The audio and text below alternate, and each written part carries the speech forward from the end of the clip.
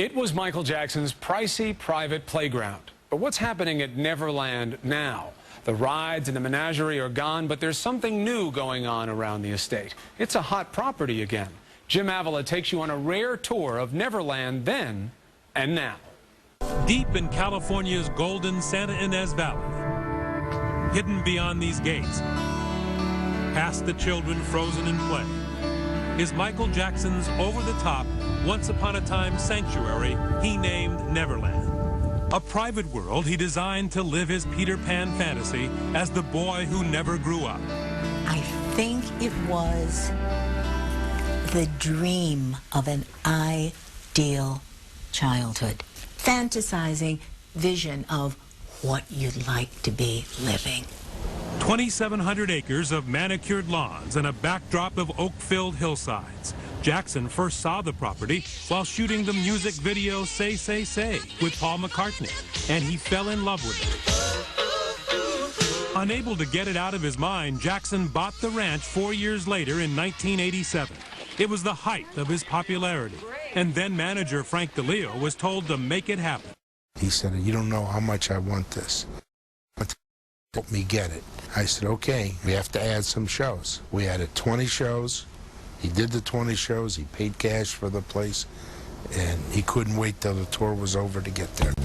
Neverland cost him more than $20 million, and that's before he added his own touches. The 10,000-square-foot Tudor mansion at the center of Neverland overflowed with Michael's jumbled collection of art and toys.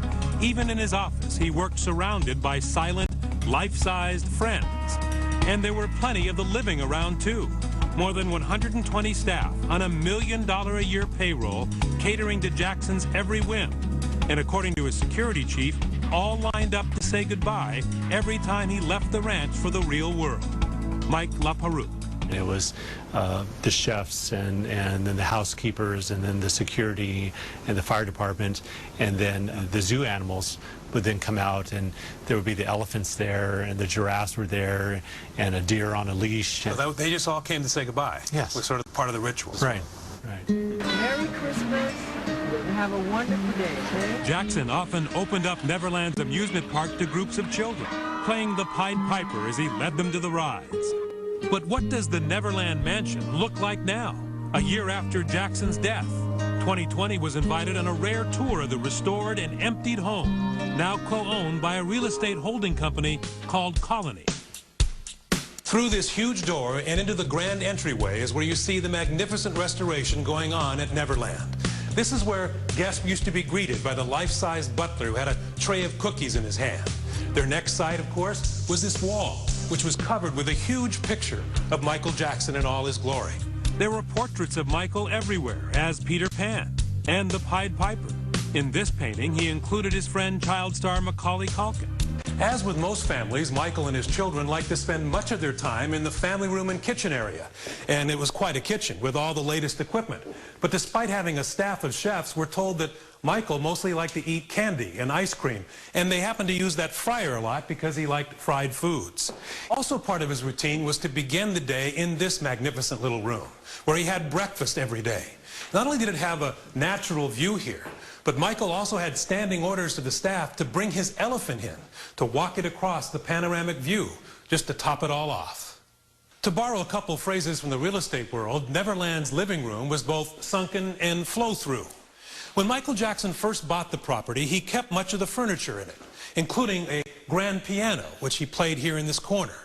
But soon, Jackson would replace that with something much more Michael. He imported a toy castle from Germany. And over here was another one of Michael Jackson's most treasured possessions. It was alarmed under glass, the Oscar from Gone with the Wind. It was valued at more than $1 million. All of Jackson's belongings were gathered for what was to be a grand auction before his death. Now they sit in a warehouse. 2020 obtained these pictures of some of the items, posters, his police motorcycle, even Pinocchio under glass. Their ownership now in dispute. Those are the public areas of Neverland. Down this hall, the private rooms, including the one that got Jackson in so much trouble. The famous children's gateway to Michael Jackson's master bedroom is gone. So are the metal detectors and the camera that used to be above the door. But the 6 locks are still here, and so is the peephole. down the 3 steps into the sunken bedroom. And one of the first things you see was one of Michael Jackson's favorite pieces of furniture. It was the throne-like chair he liked to sit on as the king of pop. These stairs inside the master suite were once lined with rows of dolls. The upstairs bedroom was used as a guest room for visiting children. The master bath had dramatic views to the outside courtyard and led directly into a walk-in closet, which is different than most closets because Michael Jackson had it filled not just with clothes, but with toys and spangles of all kinds. And back in the far corner of the walk-in closet, behind the clothes, was the infamous secret room, built by the previous owner as a panic room, but according to the prosecution, used by Michael Jackson for something far more sinister. In the video used in court during Jackson's trial on child molestation charges, sheriff's deputies claimed it was the scene of the crime. The second floor, with its dramatic A-frame and solid wood banisters, was all about Michael Jackson's 3 kids. A bedroom for each and a top-floor classroom for homeschooling. Here's what it looked like in 2003 when the sheriff's department took its pictures. Tiny desks and model trains. Out back, the big train is gone, and so is the amusement park. But Jackson's tribute to the cinema, his other artistic obsession, remains. He built a 50-seat theater, complete with a working snack bar and a popcorn machine. It was the only building on the property that Michael Jackson had a personal hand in designing.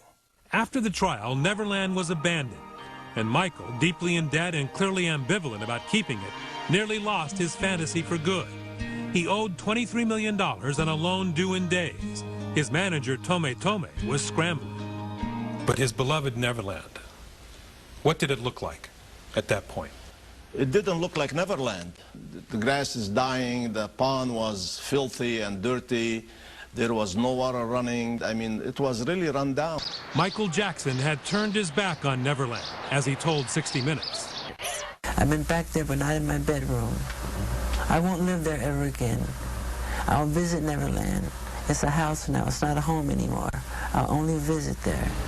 Today, the Jackson family estate is partnered with a colony real estate company that takes care of the grounds with 30 staff and tens of thousands a month in upkeep, restoring it to its glory days. Soon, it is likely to be put on the market once more, hoping a high roller will see its beauty and history and fall in love as Michael Jackson clearly once was.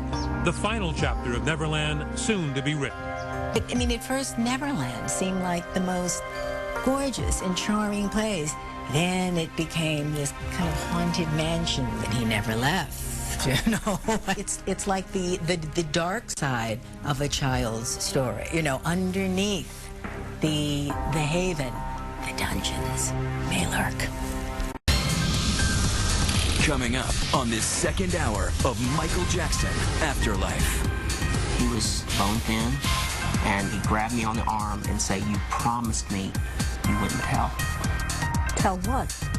What I'm saying. For the first time ever, his inner circle speaks out on his darkest thoughts. He said, "I can't believe the world is doing this to me.